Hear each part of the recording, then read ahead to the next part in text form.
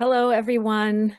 My name is Allison Langerak-Tuzo. I'm the director of ARIS, the Archive for Research in Archetypal Symbolism, and I'd like to give you a very warm welcome to this installment of our Gaia, Then and Now, the Mythopoetics of Climate Change series. For newcomers to ARIS, we're an archive dedicated to symbolic imagery as it appears across cultures and historical periods. ARIS not only collects these images, but also provides a distinctive lens through which to view ourselves, our experiences, and the world around us as it is expressed through the images and stories that reflect deep archetypal themes. It is this unique perspective that ARIS hopes to bring to the discussion of climate change and our relationship to Earth. In this series, we've explored Gaia through myth, poetry, dance, alchemy, and of course, art. As a musician myself, I'm thrilled to say that today we will be connecting to Gaia through music. We have a wonderful piece to share and a very special guest, but before we get there, I would like to encourage you all to use the Q&A button at the bottom of your screen if you have questions or thoughts. We will have some time at the end of the program to take some questions, so please don't hesitate to chime in. And now to give you some background on today's presenter. Maryliz Smith uses music to reach inside our humanity and draw out what we always hoped was there. Coming out of a virtuosic classical tradition as a concert organist, Maryliz's signature sound is one of post-minimalism, using both acoustic and electroacoustic keyboards to draw listeners into a complexity of emotions. She's inspired by single moments that can change the trajectory of a life, a living system, a culture, and she translates these into musical language, a language she describes as her first.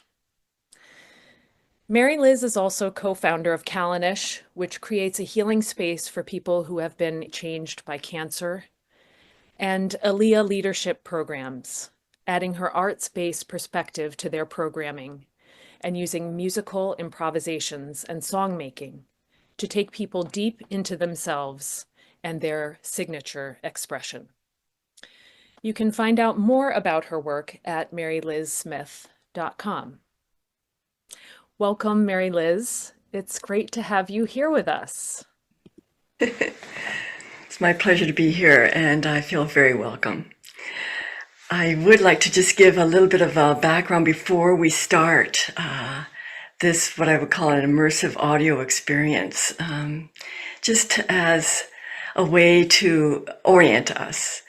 And so, as you may have read, the Song of the Earth is a 30-minute audio journey in words and music that takes us inward to explore our relationship with Earth and with climate change and the crisis therein. It features prose by the evolutionary cosmologist Brian Swim and also the environmental activist Joanna Macy. The interweaving soundscape engages us in telling a story that starts 14 billion years ago up until the present day. And it is designed to open us to the birth and beauty of Earth, as well as to deepen our empathy for devastating occurrences that we are witnessing through climate change. All with the hope that these life-threatening dangers will be a catalyst for change. The intention with Song of the Earth specifically is to invite the emotional range of intelligence to come to the foreground as we tackle these complex issues around climate change. It is in the space of the psychosomatic where we will be listening to Song of the Earth. So to give you an idea of the format so that you can just easily rest in the experience itself, it's divided into 3 sections. And you will hear what I call a voice guide that comes between each section to help us continue to listen to our inner world of thoughts, emotions, and physical sensations. And you will also hear what's called a cantor, Some of you may know what that role is for a singer, but it's someone who combines speaking and singing in a rather ancient art form called recitative. And she is the storyteller in the first two sections of music. Although you will be invited to close your eyes throughout the time, if you choose to open them, for whatever reasons, this slide that is here is the one that you have for visual focus, if you so choose. So just before we begin, just to reiterate, the format is this. There'll be a voice guide that you'll hear. Then there'll be music. That's the first section, which is called Birth of the Universe. And then you'll hear voice guide. Then you'll hear another section of music, which is called the sacrifice. Then you'll hear the voice guide again. And then the final section of music soundscape that is called Stars and Galaxies. And then it'll finish with just a very gentle voice guide again to just bring us back. And then we'll be turning it over to Allison for question and answers. Okay, so I think that will do it. And without further ado, let's begin. Before you enter into this immersive experience, take a moment to inhale and exhale slowly through your nose in order to gently decelerate the rhythmic pulse of your body.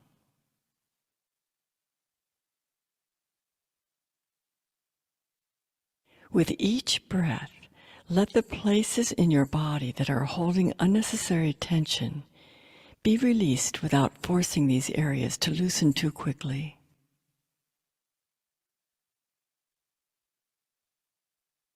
Be as receptive as possible.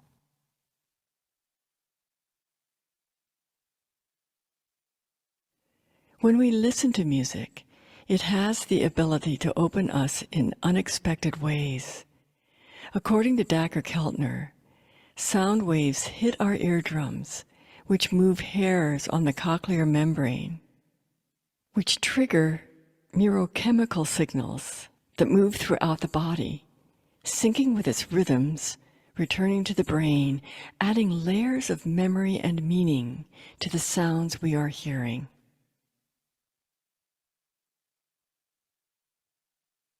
As Keltner explains, music so readily transports us from the present to the past, or from what is actual to what is possible. Spatio-temporal journeys that can be awe-inspiring. I invite you to close your eyes. Imagine you are at the beginning of time, before the earth ever existed.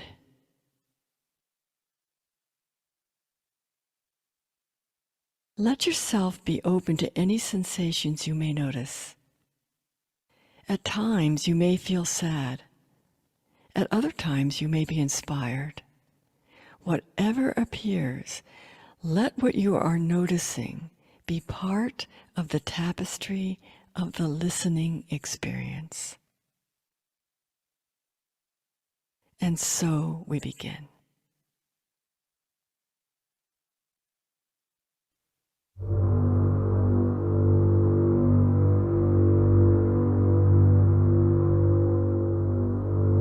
$14 billion years ago, in a great flash, the universe flared forth into being. Space to unfold,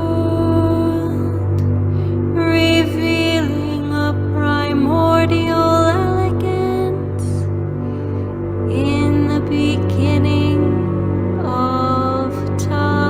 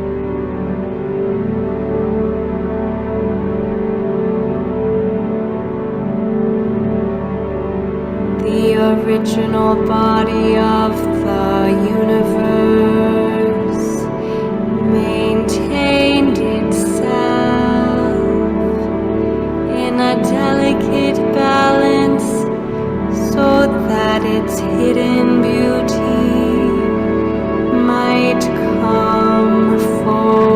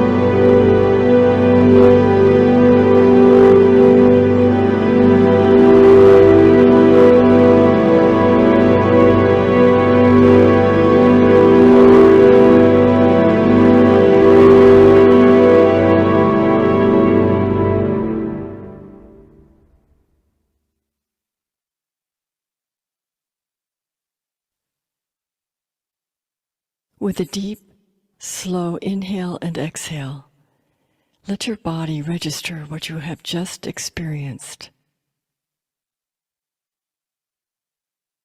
Lightly notice any thoughts, emotions, and bodily sensations rising to the surface.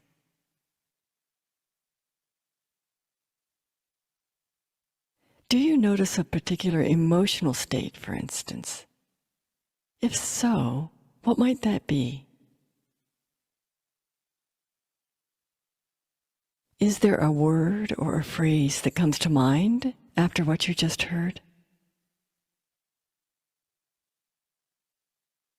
Has anything changed in your body? Are you feeling more energized or more tense, more settled?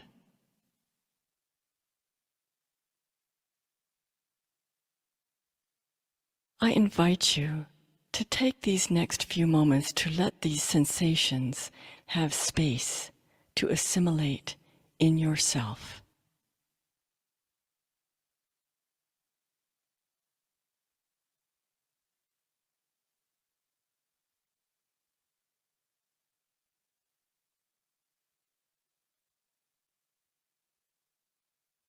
We are about to zero in on one minuscule location of the universe where we will witness the phenomenon of a supernova, an explosion of a star dispersing most of its mass, giving birth to our solar system. Continue to let your body soften, preparing to be receptive and aware of your experience, moment by moment.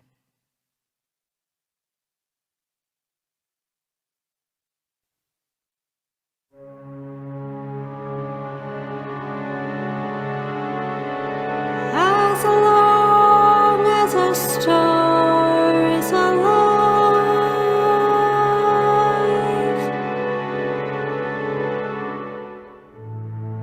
she holds herself against the crushing powers of gravity.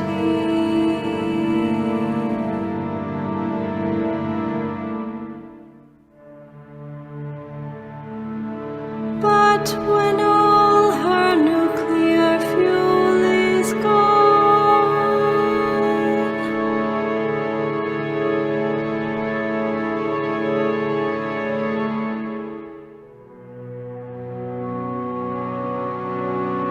the end is near.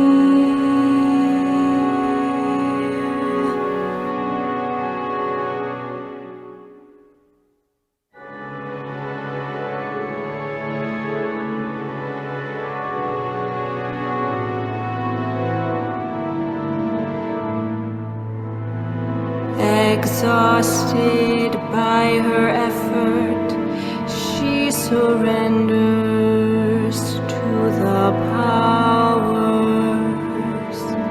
of gravity.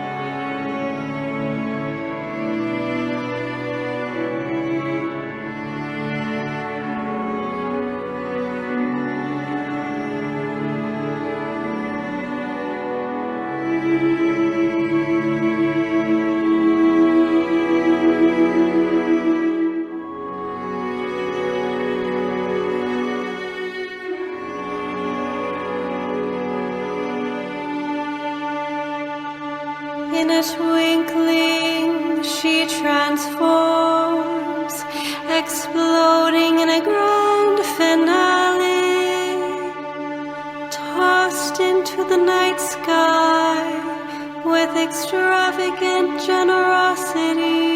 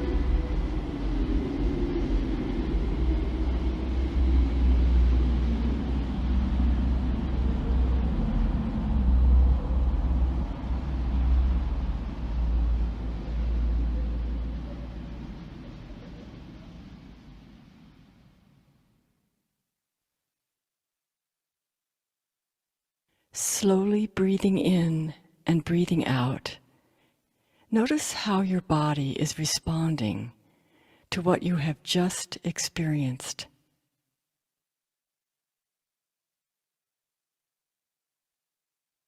Take note of any sensations in your thoughts, emotions, or body.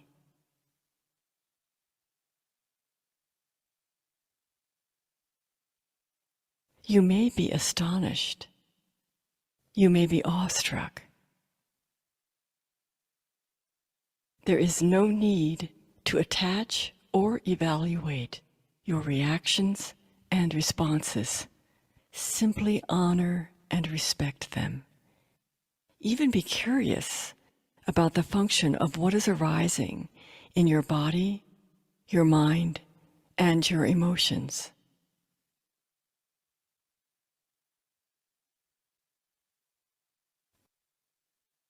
Remember, music has the ability to carry us towards what is possible, even beyond the workings of our own imaginations up to this point in time.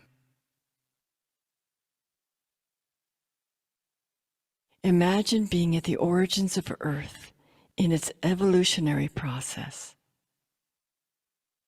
Let your body soften, preparing to be receptive and aware of your experience.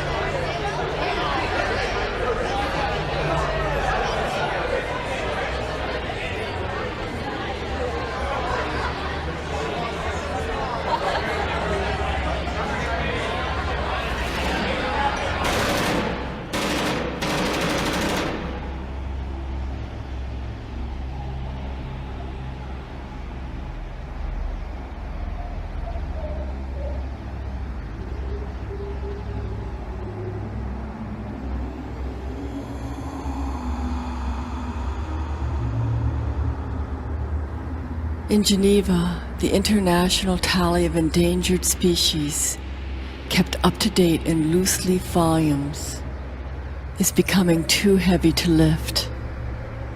Where do we now record the passing of life? What funerals or farewells are appropriate? Reed warble, swallowtail butterfly, mink shearwater, Indian python, howler monkey, sperm whale, blue whale. Dive me deep, brother whale, in this time we have left. Deep in our mother ocean, where once I swam, grilled and finned. The salt from those early seas still runs in my tears. Tears are too meager now. Give me a song. A song for a sadness too vast for my heart, for a rage too wild for my throat.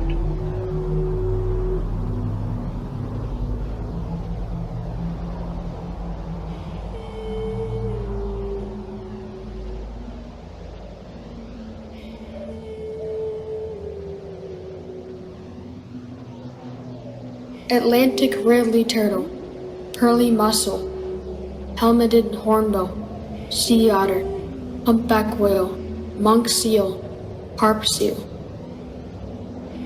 Swim me out beyond the ice floes, Mama. Where are you? Boots squeeze my ribs. Clubs drum my fur. The white world goes black with the taste of my blood.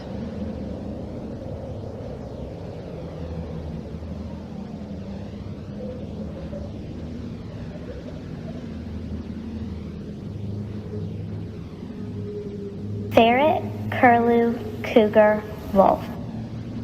Your tracks are growing fainter.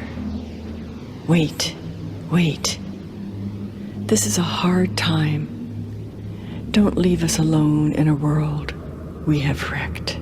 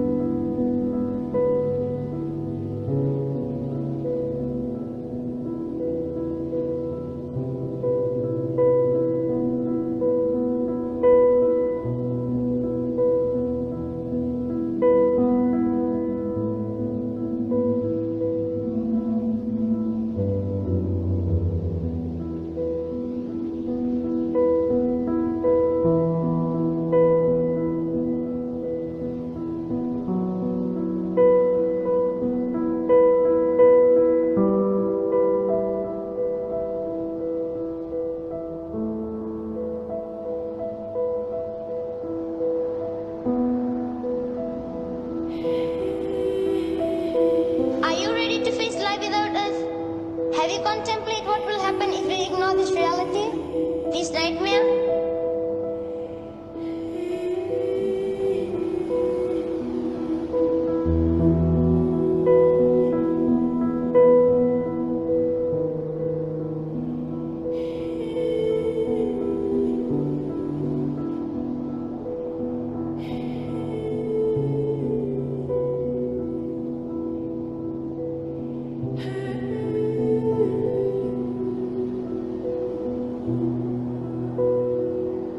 We need to change the fundamental beliefs of our entire society. We have to remember that we are all indigenous to this earth.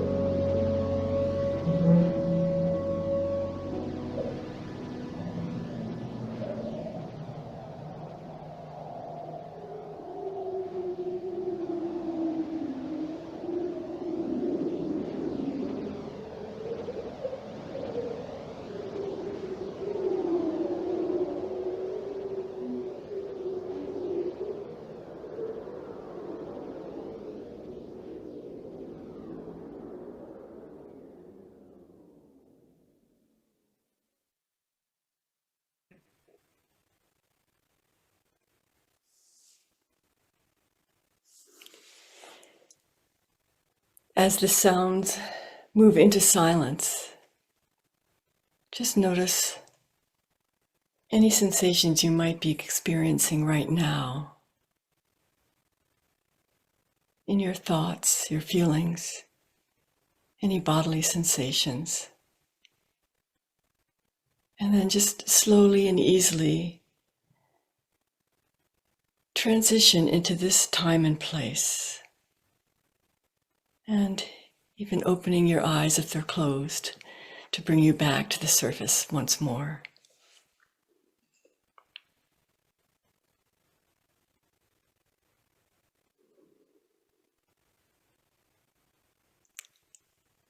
And with that, I would like to turn this over to you, Allison.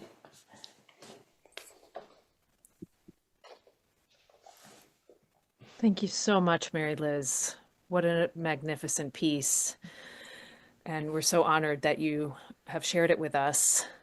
The series, Gaia, Then and Now, the idea of it just meshes so perfectly with the Song of the Earth and how it engages another way of knowing about the Earth, engaging our emotional intelligence. That's exactly what we're trying to do with Gaia, Then and Now. We're trying to bring those other ways of knowing. And so this was just such a perfect match. So thank you so much for sharing it with us. And so we're going to have some time to take some questions. If anyone has some thoughts or feelings, anything about the experience of Song of the Earth. And we have one question. Can you just tell us a little bit about the inner artistry of this work?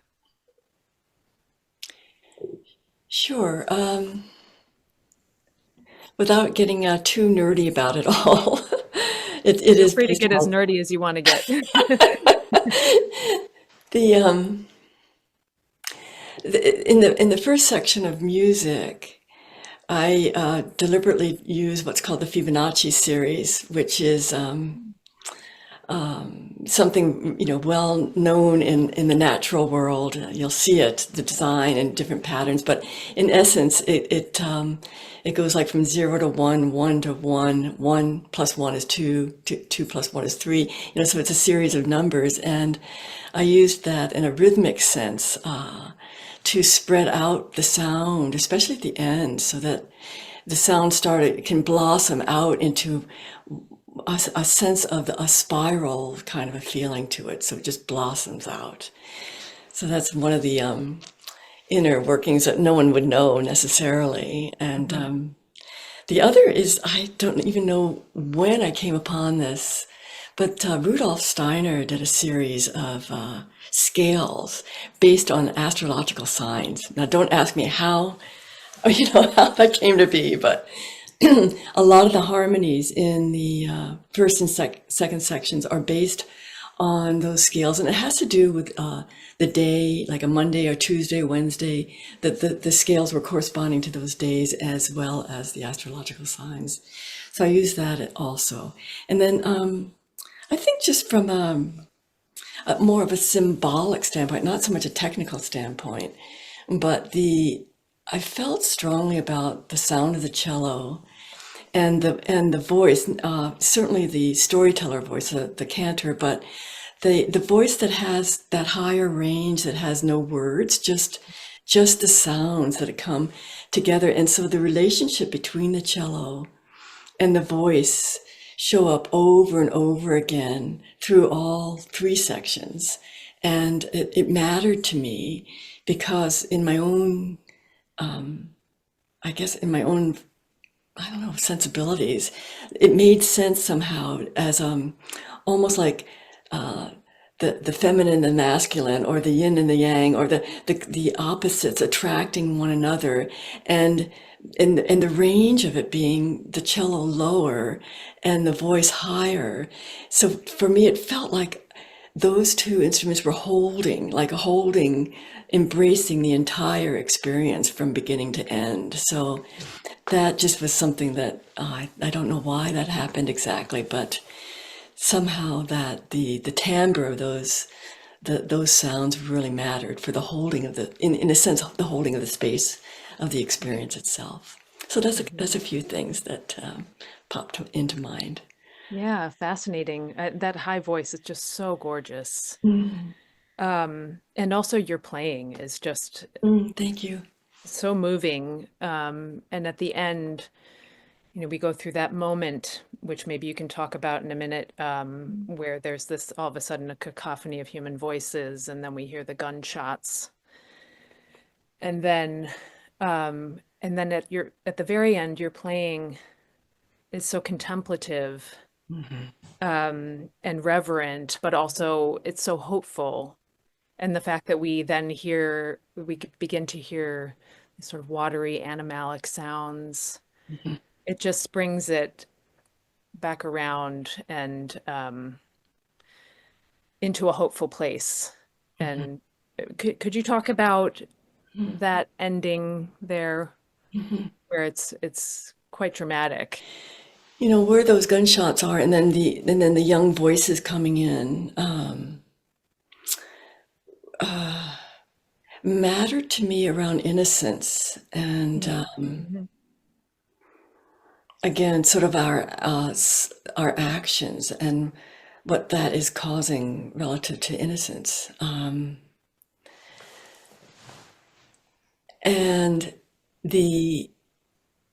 I don't know, I felt like I wanted to elongate. There are many more voices that I originally had in there that kept deepening and deepening the fact that these species are dying every day, because I really wanted, there's some way of being able to face a kind of ending in order to face what's also emerging. I think sometimes, at least for this piece, I didn't want artificial hope, if that makes sense. It's more about, okay, this is happening. The reality of this devastation is happening, and actually it's a good startle effect. As awful as it is, it's a startle effect that can, bring about change. And it seemed to me that this kind of way of speaking about the species brings us to the point of a kind of death, and at the same time with that surrender, because I think often, and this is so instinctual, that our survival is so strongly instinctual, absolutely to be respected. And there are moments when that kind of it's almost like a surrender to, okay, this is what is now. And when that surrender happens, I don't know about you, but often something actually springs up at the same time of an opening for other possibilities. So that's kind of what that section was about for me, and hoping that it would be received that way as well. And then to be able to bring that into that softer surrender, like opening, to go, oh yeah, there is possibility here. And that's where that voice and cello come back, and there is possibility. And let's, together, in the collective intelligence, let's see what is possible from here, given what I was experiencing in this whole piece and what my own inner images were, or reflections, and can I bring my own voice in to some of these complex, really highly charged conversations. So Yeah, that's a perfect lead into a question from the audience. It says, what role does connection to your heart play in your makings of the music? what role does the connection of my heart play? Yeah. Wow. It's everything. Yeah, it must be, right? You can feel that.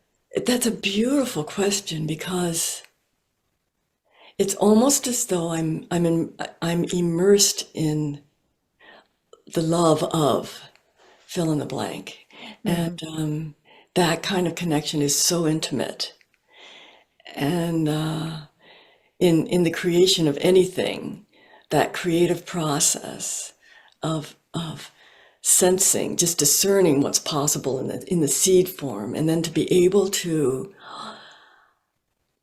just sense what's starting, what I'm starting to hear. But then it's almost as though, for me, it's like this cocoon of heart,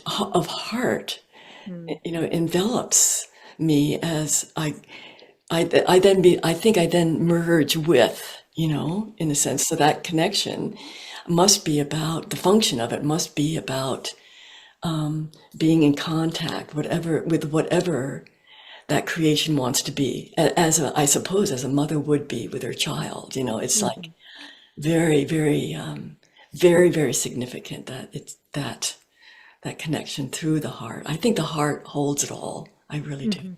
Yeah. Yeah. Thank We you. also have a question, another question from the audience. Do you personally hold out much hope for mending any of the destructive trends of mass extinctions? You're asking me that. I'd like to ask you that too. Personally, do you? Will you read that again, please? Do you personally hold out much hope for mending any of the destructive trends of mass extinctions? Yeah. I mean, obviously not the ones that are already gone, but I think there's an intelligence that we're all part of, and this is just me. Take it with a grain of salt. But I think there's an intelligence that runs through all of us, and because we are part of this earth, and because we are born from it. I mean, all elements are of earth. That there's a force. I mean, I notice if something is left undone, like if I have a part of a garden that I just want to go to weeds or whatever, the earth is just going at it like crazy. I mean, it's like there's a force, there's a wonderful force that's always, I think, running through it all. So do I have hope? I think the mass extinctions are absolutely horrible and devastating. And I also think that something else is going on at the same time. Now, what that is and how that will show up, how that will emerge by reason of how we are able to, I'd say, relate, or I should say, be part of that intelligence, then that, if we can ride with that and then do the research and do the innovation and do all that what I might call our strategic mind is so good at, that I think there are ways that are absolutely possible to move forward. Yeah. I'll need to wake up to that inner intelligence that you're Yeah. speaking of. And we have time for a couple more questions if anyone else wants to chime in. We have one more from Willow. Can you speak to the sacramental element in the music? I'm not quite sure what Willow means by the sacramental. Could she possibly say a little bit more about that? Is that fair to ask, Willow? Absolutely. And while we're waiting for that, maybe you can talk a little bit about how the text and the music came about and came together. You mentioned the sources of the text earlier on, but maybe you can mention them again. And just Sure. what was your process there? Were you inspired by the texts, or was the text Yeah. inspired? Yeah. Thank you. I think I was inspired by the subject matter. And then there were I will often jot down, like in a journal, a music journal, with staff paper, I'll jot down musical ideas.